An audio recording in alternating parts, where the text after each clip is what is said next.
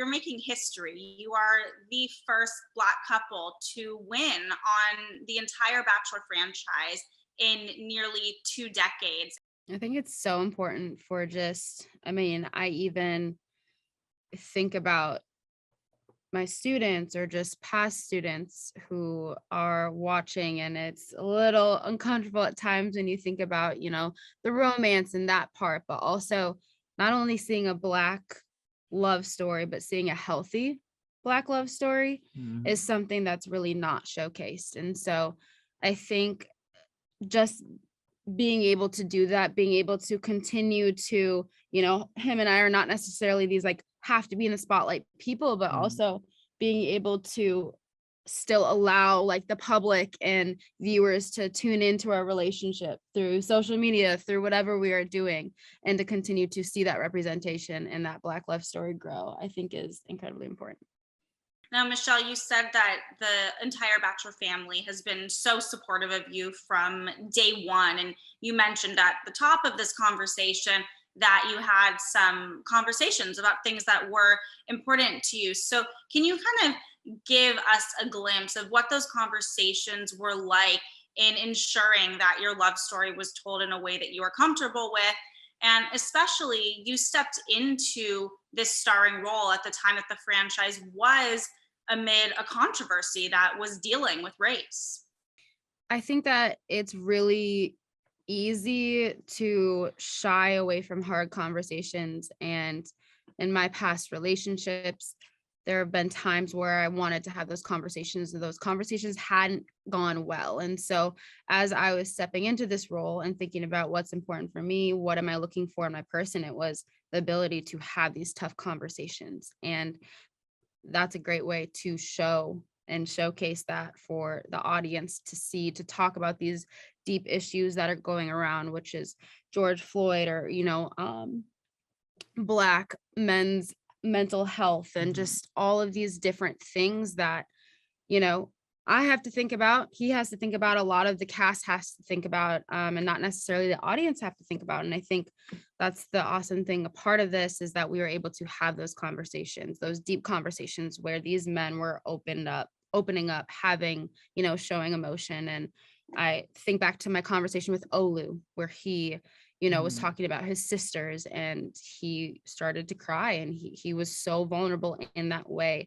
And that right there was incredibly powerful for the viewers to see. Now, your season was also the first that had a Black executive producer behind the scenes. So can you talk about the importance of that? Because obviously audiences at home, they just see what's happening on the screen. They see the two of you, they see the rest of your suitors, but what is the significance of having a leader behind the scenes who can really help to set the tone and help tell stories in an authentic way? I think when, this franchise has been around a really long time, and, there's different, just like patterns, or, it's easy to fall into a routine. Like humans are creatures of habit, routine. And I think with that comes that, you can miss different things, or you can, I'm stepping in as a Black lead, but I don't want to try to be shoved into a hole that is fitting for, maybe somebody who's not, a lead of color. And that was something that was really incredibly important for me to have Jody there with me, is because we were able to kind of ping those things off of each other. And as I spoke up, she, was right there with me. And it wasn't in a way where I, felt disrespected or things like that. It was just really making sure that my voice was echoed where it needed to be echoed. And so that when we're telling those stories, we're having those conversations, like the conversation I mentioned with Olu, that it's being told accurately, and it's being told in a way where the audience is going to receive it how it happened. Did you have any trepidation for either of you with joining such a public platform and potentially feeling like you were being tokenized on national television? I didn't know what to expect, but I don't think I ever felt that way once. You know what I mean? Like it was like a really diverse cast, a lot of just great men, just, all across the board. Right. So for me, I never had that really cross my mind once, being the token Black guy. No. Do you feel like he's ready for engagement? To be honest, no. That just changed everything. You got some heat with the question of, are you ready to Yeah. be engaged? I mean, I'm looking at you two right now. You look pretty darn happy. You look ready.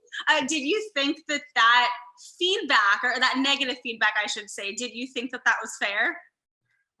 You know what? Everybody's going to interpret what they see on TV in whatever way they want to, right? Yeah, I feel like there's a lot of people that, you know, they'll see like a quick little, you know, at the end of the day, maybe like anywhere from 4 to 8 minutes of screen time, and think that they just have you all figured out, right? Michelle on the very first day said, you know, she wants somebody who can make natural of an extremely unnatural situation and environment. And I think I tried my best to progress through the journey in the most natural way possible. You know, like I wanted to, maybe I was reserved at sometimes, but hey, like I think that's fair. I think it's fair to be a little reserved at times, especially with, you know, how the journey goes on.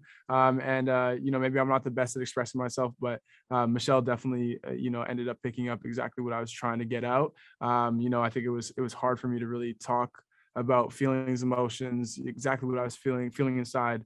But eventually it got through to Michelle, and that's really all that matters, right? So Final question I've got to ask, will the two of you be watching Clayton's season of The Bachelor? Yes. we're tuning in. We are definitely tuning in. 100%.